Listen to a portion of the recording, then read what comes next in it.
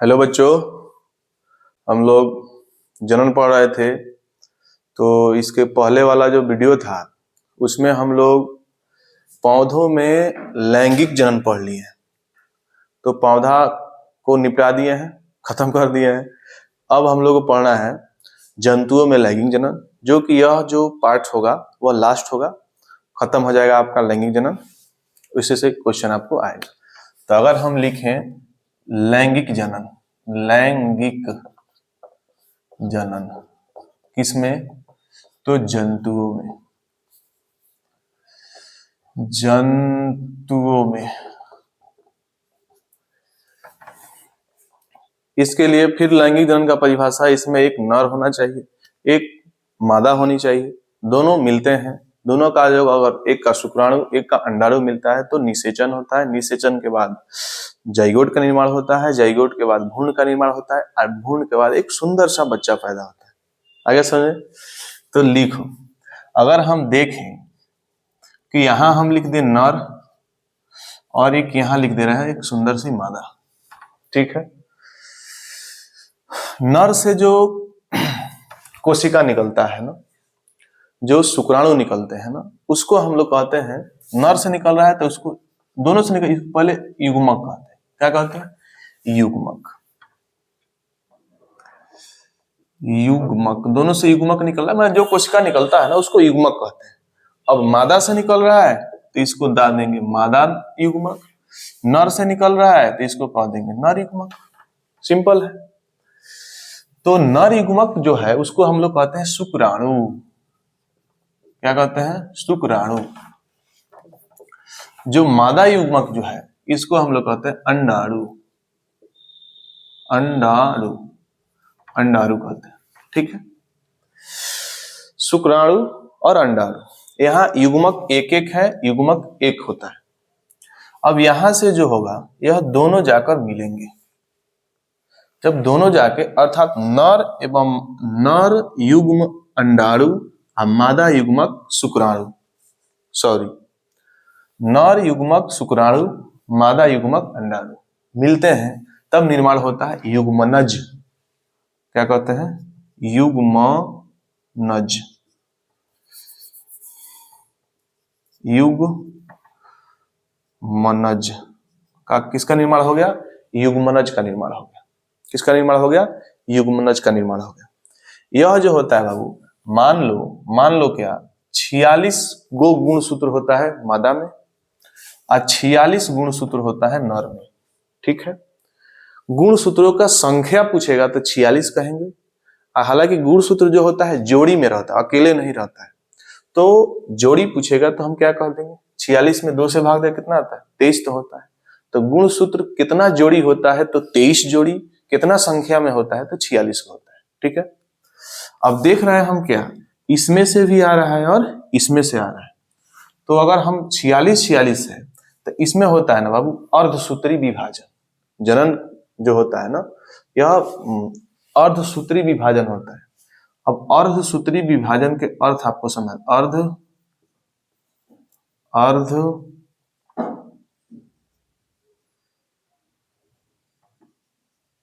सूत्री विभाजन। विभाजन का अर्थ मतलब तोड़ना होता है, विभाजन। अर्धसूत्री विभाजन हो गया, ठीक है। अब अर्धसूत्री विभाजन का मतलब बताना हो कि मादा में से कितना गुणसूत्र आ जाएगा? 23 आ जाएगा। नर में से कितना गुणसूत्र आ जाएगा? 23। इसलिए अर्धसूत्री, आधा इनका गुणसूत्र आधा इनका गुणसूत्र, और तब जाके जो बच्चा होता है ना उसमें भी कितना होता है? जोड़ो, 23 प्लस 23 बराबर कितना हो गया? 46। टोटल गुणसूत्र संख्या कितना हो गया? 46। अगर अर्धसूत्री विभाजन नहीं होता तो 46 गो मादा में से 46 गो नर में से, तो आने वाला जो संतान होगा उसमें कितना हो जाता? 92 गो हो जाता। आ रहा है समझ में? तो देखे हैं जितना भी जंतु मनुष्य होते हैं उनके जो संतान होंगे तो उनमें गुणसूत्र की संख्या उनमें जितना है उतना ही होता है। जबकि 2 आदमी के मिलने से पैदा हुआ तो आधा इनके गुणसूत्र और आधा इनके गुणसूत्र, दोनों में से आधा आधा गुणसूत्र आ जाता है, तो इनका भी पूरा हो जाता है। ऐसा फिक्स भी नहीं है हो सकता है किसी में एक आध कम बेस हो जाए, लेकिन जेन्युइन जो है वो आधा होता है। इसलिए इसको क्या कहते हैं? अर्धसूत्री विभाजन कहते हैं। आया समझ में? तो पूछेगा मानव में जो कोशिका का जो विभाजन होता है जनन कोशिका में कैसे होता है? अर्धसूत्री विभाजन की समसूत्री विभाजन, सम माने बराबर, अर्ध माने आधा, तो इसमें जो होता है अर्धसूत्री विभाजन होता है। तो अब युग्मनज का निर्माण हो गया। युग्मनज के बाद जाइगोट का निर्माण होता है। जाइगोट, जाइगोट जब दोनों शुक्राणु और अंडाणु मिल जाते हैं, संलयन हो जाता है, तो उसको हम का युग्मनज का निर्माण हो गया। और उसके बाद युग्मनज के बाद निर्माण होता है किसका? जाइगोट का होता है। और जाइगोट धीरे धीरे वृद्धि करके, जाइगोट से धीरे धीरे वृद्धि होकर बन जाता है क्या? भ्रूण बन जाता है। और भ्रूण जो होता है 9 मंथ में विकसित होकर एक सुंदर सा बच्चा होता है। कौन बच्चा? सुंदर बच्चा, सुंदर सा बच्चा पैदा होता है। आगे समझे? तो इतना प्रोसेस होता है। तो फिर से देख लीजिए, मादा में गुणसूत्र कितना? नर में गुणसूत्र 46, मादा में 46। नर से जो कोशिका निकलता है उसको नर युग्मक कहते हैं। मादा से जो कोशिका, जनन कोशिका जो निकलता है उसे उसे मादा युग्मक कहते हैं। मादा युग्मक का नाम हो क्या है? शुक्राणु है। नर युग्मक का क्या नाम है? अंडाणु है। इसमें कौन विभाजन होता है? अर्धसूत्री विभाजन होता है। मादा में से 23, नर में से 23, बच गया बच्चा में 46 हो गया। युग्मज के बाद यह जो है युग्मनज, युग्मनज के जो बाद होगा तब बनता है क्या? युग्मनज के बाद निर्माण होता है जाइगोट का। जाइगोट के बाद निर्माण होता है भ्रूण का। और यही भ्रूण जो होता है धीरे धीरे धीरे धीरे विकसित होकर एक सुंदर सा बच्चा पैदा हो जाता है। तो ये प्रोसेस समझ लिए कैसे कैसे होता है। यहां से ऑब्जेक्टिव आपको कंप्लीट होगा। पूछेगा नर या मनुष्य में कितना गुणसूत्र होता है? तो आप कहिएगा 46 गो या 23 जोड़ा, पहल का। दूसरा, नर युग्मक का क्या नाम है? तो कहेंगे शुक्राणु। मादा युग्मक का क्या नाम है? अंडाणु। कौन विभाजन? अर्धसूत्री विभाजन। युग्मनज का निर्माण आधा उसमें से आधा इसमें से। युग्मनज के बाद जाइगोट का निर्माण, जाइगोट के बाद भ्रूण का निर्माण, भ्रूण के बाद क्या? एक सुंदर चाइल्ड, एक सुंदर बच्चा पैदा होता है। आगे सुनो, उसके बाद जो है होता है बाबू निषेचन। इसी को निषेचन कहते हैं। निषेचन, निषेचन कथी हो गया? निषेचन किसे कहेंगे? वही कहेंगे जब नर युग्मक शुक्राणु मादा युग्मक अंडाणु से मिलते हैं, जिसको क्या कहते हैं? निषेचन कहते हैं।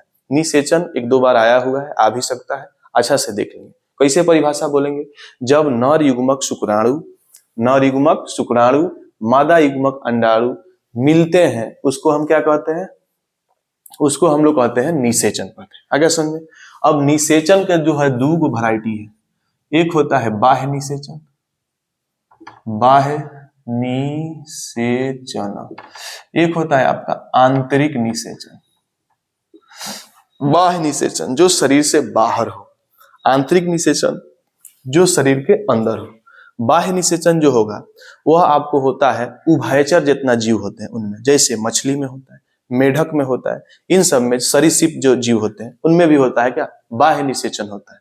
तो बाह्य निषेचन समझ लिए, जो शरीर के बाहर हो बाह्य निषेचन कहते हैं, जो शरीर के अंदर हो उसको आंतरिक निषेचन कहते हैं। आंतरिक निषेचन में क्या आ जाएगा? मनुष्य आ जाएंगे, बंदर आ जाएंगे, कुत्ता आ जाएंगे और इत्यादि जो जीव हो जाएंगे वो आंतरिक निषेचन में आ जाएंगे। तो आंतरिक निषेचन, बाह्य निषेचन का परिभाषा देख लीजिए। उसके बाद जो है बबुआ अब पढ़ लेते हैं मानव में जनन तंत्र। मानव में कौन कौन जनन अंग है? अब महिला के जनन अंग होगा, अब पुरुष के जनन अंग होगा। इस जनन अंग में से क्या निकलता है, इस जनन अंग में से क्या निकलता है? तो अगर हम यहाँ लिखें, क्या अगर एग्जाम्पल तुमको देना है तो लिख देना मेढक, मछली, एक के बाद लिखना कथी? उभयचर। उभयचर जो उभयचर मतलब दोनों जगह रह लेता है, वह रह लेगा पानी में, वह रह लेगा मिट्टी पर भी, कोई दिक्कत नहीं, उसको उभयचर कहते हैं। ये इसमें हो जाएगा मानव, हो सकता है कुत्ता, बंदर इत्यादि हो जाएगा, इसमें आता है। ठीक है, तो अगर हम जनन अब देख लेते हैं, जनन अंग जो है मनुष्य का जनन अंग, अगर यहां देखें मानव जनन अंग, तो मानव जनन अंग महिला भी मानव है, पुरुष भी मानव है। तो यहाँ हम देख लेते हैं 1 नंबर में नर जनन अंग, नर जनन अंग, ठीक है। तो मुख्य रूप से नर जनन अंग जो होता है वो होता है आपको वृषण, जिसको अंग्रेजी में टेस्टिस या हाइड्रोसिल कहते हैं। अलग से समझ। तो नर जनन अंग जो होता है वह हम लोग के शरीर से बाहर है। शरीर से बाहर रखने के लिए कारण है क्योंकि नर जनन अंग मुख्य जनन अंग है वृषण। वृषण में बनता है शुक्राणु और बनता है एक हार्मोन जिसको टेस्टोस्टेरोन कहते हैं। तो शुक्राणु को जिंदा रहने के लिए, मतलब उसमें जीव रहते हैं, उनको जिंदा रहने के लिए शरीर के टेम्परेचर से कम 2-3 डिग्री सेल्सियस कम चाहिए।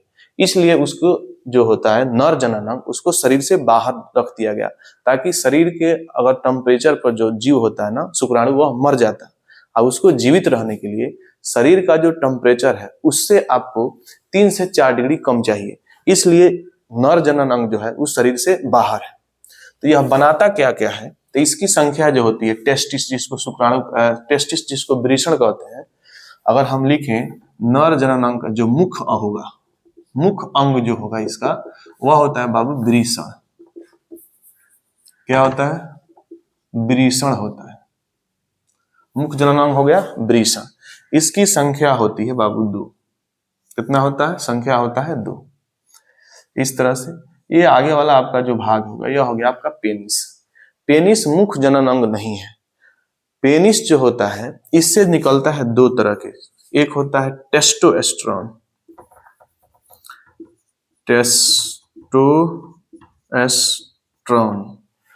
टेस्टोस्टेरोन क्या निकलता है? टेस्टोस्टेरोन। किंग लिखाएगा टेस्टोस्टेरोन, टेस्टोस्टेरोन हो गया। और जो दूसरा जो होता है वह होता है, यह टेस्टोस्टेरोन जो होता है बाबू होता है हार्मोन। क्या होता है? हार्मोन। और इससे निकलता है शुक्राणु। 2 चीजें इससे बनता है। तो यह जो शुक्राणु है इसको हमको मादा जनन अंग में पहुंचाना है। तब पहुंचाने का काम करता है पेनिस। 2 होता है, एक वृषण शुक्राणु को, जिसको हम लोग कहते हैं वीर्य या स्पर्म कहते हैं। इस स्पर्म को मादा जनन अंग में पहुंचाने का कार्य करता है पेनिस। मादा जनन अंग में पहुंचाने का काम करता है पेनिस, जिसको सीसन कहते हैं। ठीक है, तो इसको पहुंचाने का काम करता है। और एक जो है जो पेशाब के जो माध्यम यह होता है, इधर से ना किडनी से, जिसको आप हिंदी में वृक्क कहते हैं, वृक्क से तार निकलता है। तार का मतलब नस निकलता है। वृक्क से जो आता है, वृक्क आपका जो ब्लड को साफ करता है। यही जो होता है, जो अशुद्धियां होती है वह हमारे पेशाब के माध्यम से निकाल देता है।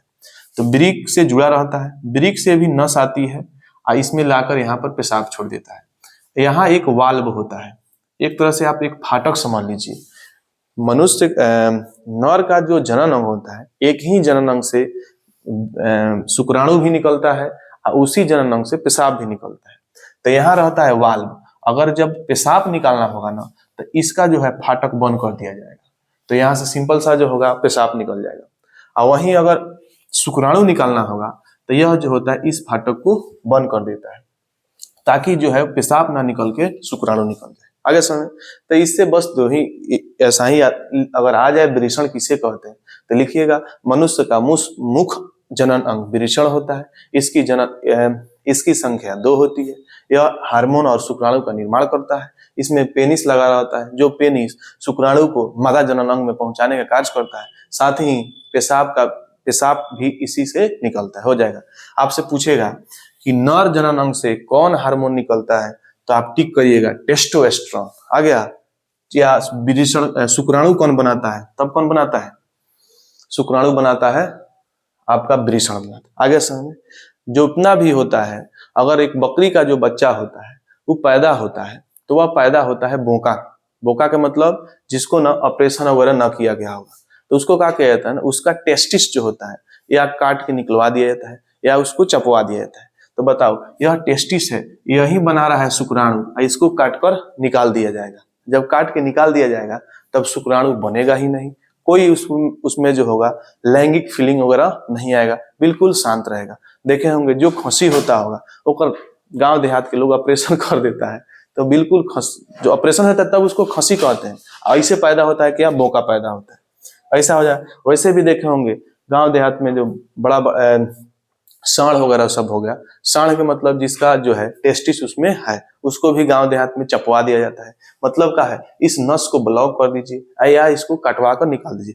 ब्लॉक कर दीजिएगा, इस नस को ब्लॉक कर दीजिएगा तो यहाँ से जो शुक्राणु आगे नहीं जा पाएगा, और कटवा के निकाल दीजिएगा तो बनेगा ही नहीं, तो उस समय वो हो जाता है, उसमें भी इस तरह से हो जाता है। आगे चीज समझने, तो सिंपल सा चीज है, मुख्य जनन अंग वृषण है, क्या बनाता है तो टेस्टोस्टेरोन बनाता है, और बनाता है क्या, शुक्राणु का निर्माण करता है। आगे समझ, यही है मानव का जो है, मानव में जो नर है उनके जनन अंग जो है, इसका फोटो आप देख लिए। तो बाबू हम बोर्ड मिटा लिए, हमने देख लिया मानव में जनन, उसमें क्या मानव में जो नर होते हैं उनके जनन अंग का हमने फोटो देख लिया, उसमें से क्या क्या निकलता है वो भी हम देख लिया, ठीक है। उसके बाद ना अब हम पढ़ेंगे मादा जनन अंग, मादा जनन अंग, जनन अंग, ठीक। मादा जनन अंग जो होता है उसका आपको हम फोटो बना दे रहे हैं। सबसे पहले फोटो देख लीजिए, यह रहा आपको, इससे हो जाएगा, इससे हो जाता है, इससे हो जाता है।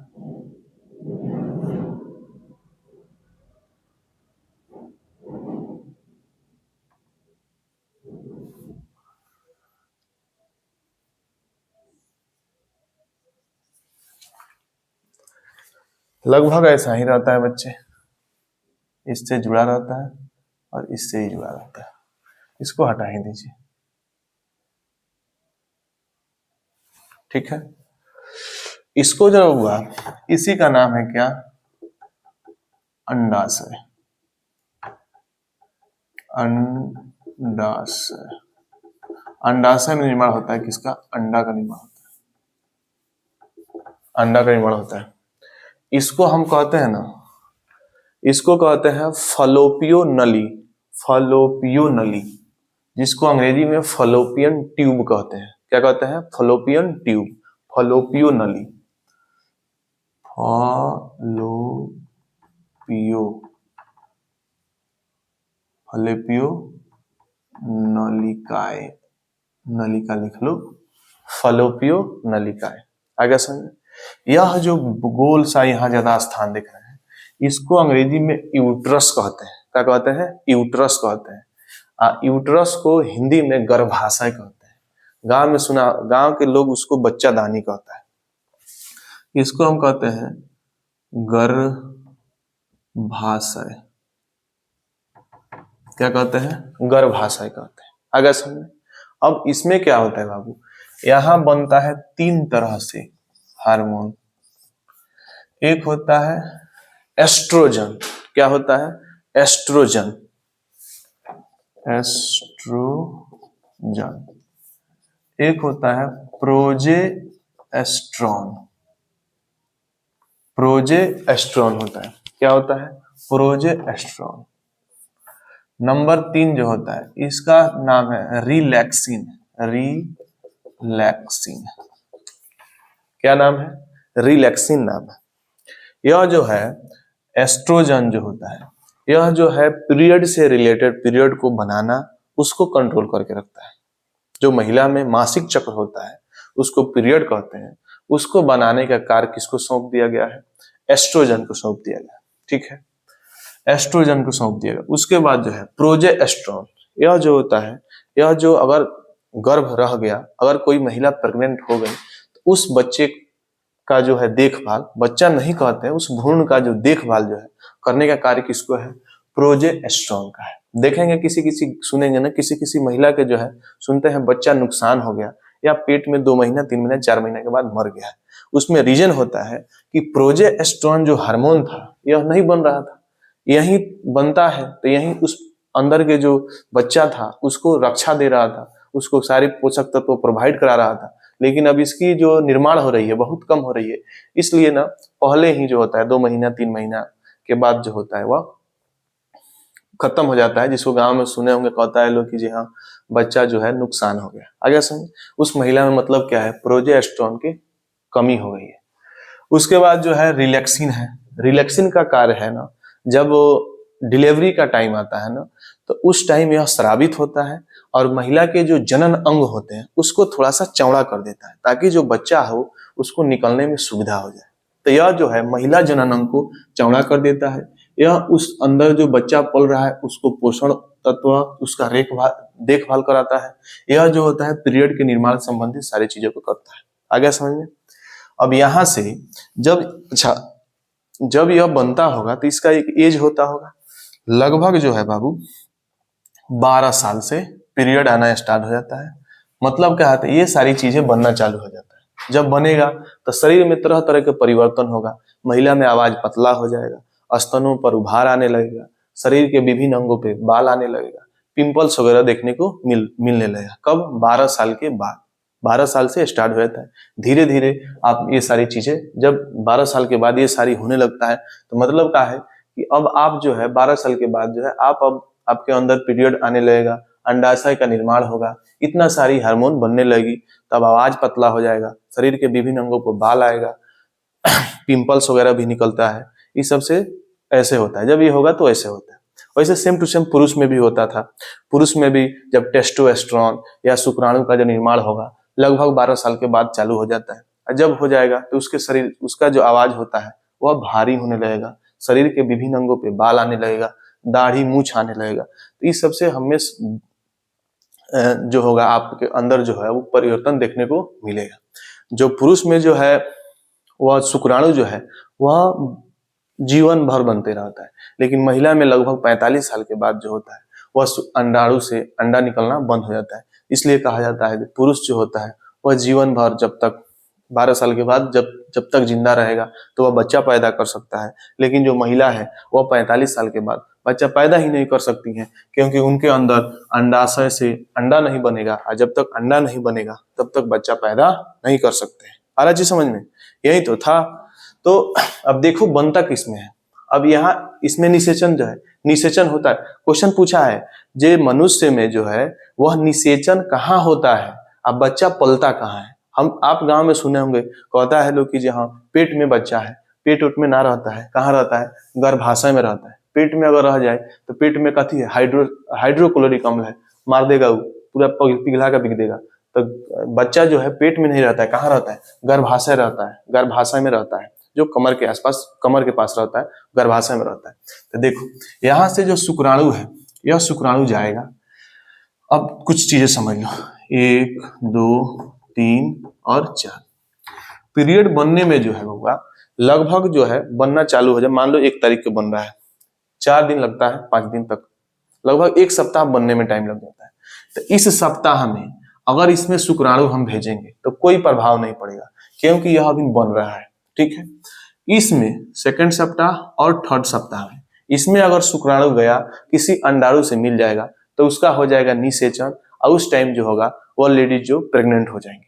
तो यह जो सप्ताह है, 1st सप्ताह जो है, मान लीजिए कि हाँ आज 1 तारीख है, किसी का पीरियड है, तो 7 दिन तक जो होगा वह अच्छा से जो होगा वह आपका अंडा बन रहा है। तो उस बीच में ना अगर शुक्राणु जाएगा तो निषेचन होगा ही नहीं, क्योंकि अभी वह स्ट्रांग नहीं हुआ है। तो 7 के बाद अब यहाँ से 8 से ले लीजिए, कहाँ से ले लीजिए? 8 से लेकर 21 तक जो है, उसके बाद इस बीच में अगर शुक्राणु जाता है तो अंडाणु से मिल जाएगा और निषेचन हो जाएगा। ठीक है, लेकिन फिर जो है अब 4थे सप्ताह में चल रही है। फिर 4थे सप्ताह में जो होगा, फिर जो है शुक्राणु बना है वह वेट कर रहा था, किसी शुक्राणु बना है, सॉरी, जो अंडाणु बना है वो इंतजार कर रहा था कि कहीं से इसमें शुक्राणु आए ताकि हम निषेचित करें, लेकिन गया नहीं। जब नहीं जाएगा तो धीरे धीरे वह मरने लगेगा, खत्म हो जाएगा। तब भी जो होगा नहीं हो, तब भी जो होगा वह लेडीज जो होगी वो प्रेग्नेंट नहीं हो सकती है। ठीक है, अब देखो समानता देख लो, पुरुष में भी टेस्टिस की संख्या 2 थी, अर्थात वृषण के जो संख्या था 2 था। महिला में भी जो है अंडाशय की संख्या 2 है। ठीक है, लेकिन बात यह है कि 1 महीना यह अंडाशय अंडा बनाता है और दूसरे महीना यह अंडाशय अंडा बनाता है। ठीक है, दो तो इसमें भी है, दो इसमें है। तो एक महीना जो है यह बनाता है इधर वाला, मान लो कि इस महीना यह बना दिया अंडाशय अंडा, तो दूसरे महीना यह अंडाशय अंडा बनता है। जब पुरुष का जो एक बार जो शरीर से जो वीर्य निकलता है जिसे शुक्राणु कहते हैं, लगभग 6 से 7 ml होता है। इसमें न जो शुक्राणु की जो संख्या होता है लगभग बाबू 20 लाख होता है। कितना होता है? 20 लाख। अब बच्चा पैदा करने के लिए एक हो सकता है। इस 20 लाख में ना देखो शुक्राणु का जो फोटो होता है इस टाइप से होता है, ऐसे होता है। तो शुक्राणु में जिसमें पूंछ पाया जाएगा वही गति करके चल जाता है। क्योंकि अंडाणु निकलता है, अंडाणु निकल के फॉलोपियन ट्यूब में इंतजार करता है, यह गति नहीं कर पाएगा, लेकिन इस जाना तो इसको है। तो 20 लाख में से ना लगभग आधा जो होते हैं ना, 10 लाख कह दे, आधा जो होता है उसमें पूंछ नहीं होता है, तो वो ऐसा ही खत्म हो गया। जब ऐसे खत्म हो जाएगा, अब मान लो इस साइड जो है अंडाशय से अंडा बना है, अगर इधर चल गया इधर भी तो जाएगा तो कोनो फायदा होगा नहीं, तो इसलिए भी नहीं होगा। अगर इधर गया तो कोनो में पूंछ है, तब उससे निषेचन कर लेगा, तब जो होगा वह गर्भ ठहर सकता है। ऐसा ही तो है। उसके बाद एक हम देख लेते हैं ना कि जो है ऐसे जो है कैसे बेटा होता है कैसे बेटी होता है, उसको देख लेते हैं। तो बाबू 20 लाख जो शुक्राणु का निर्माण हुआ, तो 50 मान लो 50% में तो पूंछ नहीं है, ऐसा ही खत्म हो गया। अब बचा 50%, इधर अंडाशय से अंडा का निर्माण इधर हुआ है, तो जाएगा तो शुक्राणु मान लो आधा से बेसी है नहीं चल गया, तो है ना जाएगा तो अंडा तो मिलवे नहीं करेगा, तो उससे निषेचन भी नहीं, वो भी खत्म हो गया। इधर गया कौनो जाके इधर घूमने लगा, तो मान लो कि पहले ही चल गया, किसे प्रथम सप्ताह में चल गया, तभी नहीं होगा कि उस टाइम बन रहा था। लेकिन अगर सेकंड और थर्ड सप्ताह में जाता है और किसी न किसी अंडा से अगर मिल जाता है, तो उस टाइम होता है निषेचन।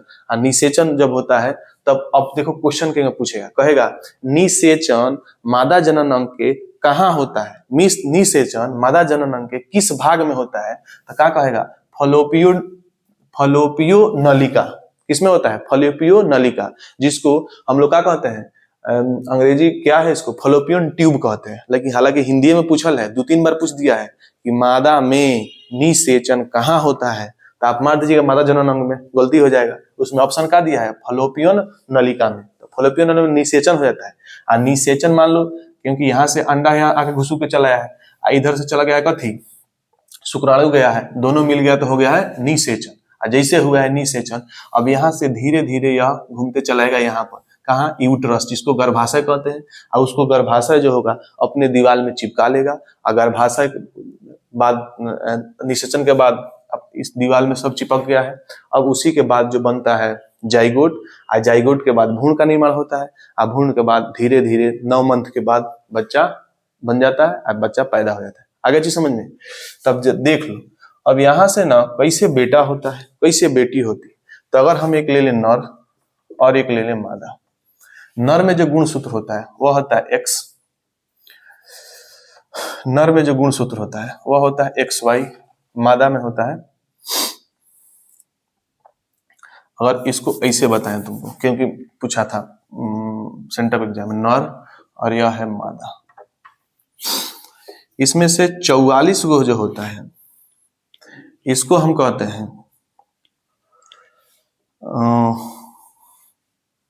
ऑटोसोम।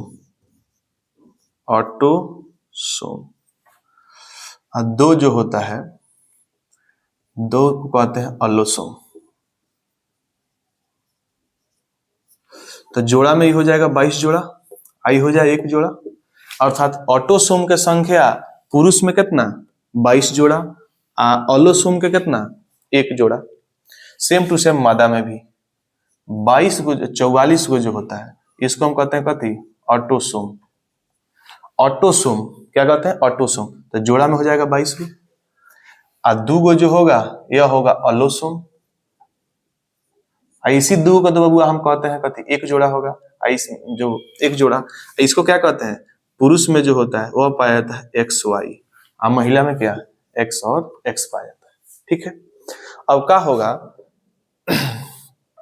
इससे मिल गया और इससे मिल गया, 22 आ गया। संख्या में आ जाए तो 22 गो इसमें से आ जाता है और 22 गो इसमें से आ रहा है। भाई बाबू जोड़ा में नहीं, जोड़ा तुमको हम समझा दिए हैं कि अच्छा यहाँ से हटा देते हैं, चलो इसको जोड़ा में कन्वर्ट करें तो 22 हो जाएगा, इसको जोड़ा में कन्वर्ट करें तो 22 हो जाएगा। ठीक है, क्वेश्चन पूछा था कि नर में कितना जोड़ा ऑटोसोम होता है, तब 22 जोड़ा। आया चीज समझ में।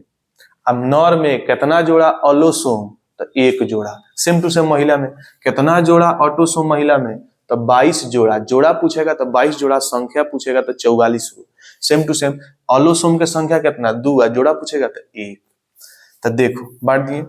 अब 22 गो जो ऑटोसोम है महिला में से आ गया, अब 22 गो ऑटोसोम नर में से आ गया। ठीक है, अच्छा ऑटोसोम आएगा तो ऑलोसोम भी तो आएगा, एक यहां से आ गया, एक यहां से आ गया, मतलब का आ गया x प्लस एक्स आ गया, x प्लस और आ गया x। देखो तो 2 गो नहीं हो गया, टोटल कौ गो हो गया, 46 गो हो गया। हुआ कथी है, अगर x x मिल गया तो हो गया है लड़की। कथी हो गया, लड़की। वैसा ही अगर 22 44 22 गो इसमें से 22 गो इसमें से, अब x x ना मिल के मिल गया कथी, x और y, x और y, इसकी संख्या 2 है, अब यहाँ से 2 आ गया, तब हो जाए कथी, लड़का। तो मतलब लड़की पैदा होने के लिए x x गुणसूत्र मिलना चाहिए, और लड़का पैदा होने के लिए x और y गुणसूत्र मिलना चाहिए। आया चीज समझ में। तो यही तो था मादा जननम। इसको अच्छा से लिख लीजिएगा, ऑब्जेक्टिव ध्यान से देख लीजिएगा, ऑब्जेक्टिव पर आपका पकड़ होगा तब भी जाके कुछ होगा, नहीं तो नहीं हो सकता है। तो ठीक है, मिलेंगे नेक्स्ट क्लास में। आपका जो एक चैप्टर हो गया खत्म हो गया। अच्छा एक दो तो और जो है, जो बच्चा का जो बच्चा जो होता है ना, माँ के गर्भ में पलता है, और उसको जो भोजन जो मिलता है माँ के गर्भनाल से मिलता है। बच्चा का गर्भनाल जो होता है माँ से जुड़ल रहता है, और उसी गर्भनाल जो होता है, गर्भनाल मतलब ढोंड़ी के माध्यम से उसको मिलते रहता है, तो उसके अंदर रहता है तो उसको मिलता ही रहता है ना। तो क्वेश्चन पूछा है, जो माँ को जो है पेट में पल रहा बच्चा को भोजन कहाँ से मिलता है, तो आंसर क्या होगा आपका, गर्भनाल होगा। क्या होगा, गर्भनाल के माध्यम से। वही बच्चा पैदा होता है तो उसका गर्भनाल काट दिया जाता है, ताकि बहुत छोटा बच्चा को अगर पेट और दर्द कर रहा है ना, तो आराम से ना क्या करिए, नाभि में आप जो होता है थोड़ा सा तेल वगैरह आप रख देंगे तो उससे बड़ा सेंसिटिव होता है, क्योंकि सब खाना पीना तो शुरुआत में उसको वहीं से मिल रहा था, तो वहां से वो सही हो जाएगा। यही तो था, ध्यान से देख लीजिएगा, पढ़ लीजिएगा, फायदा हो जाएगा। मिलेंगे नेक्स्ट क्लास में। जय हिंद।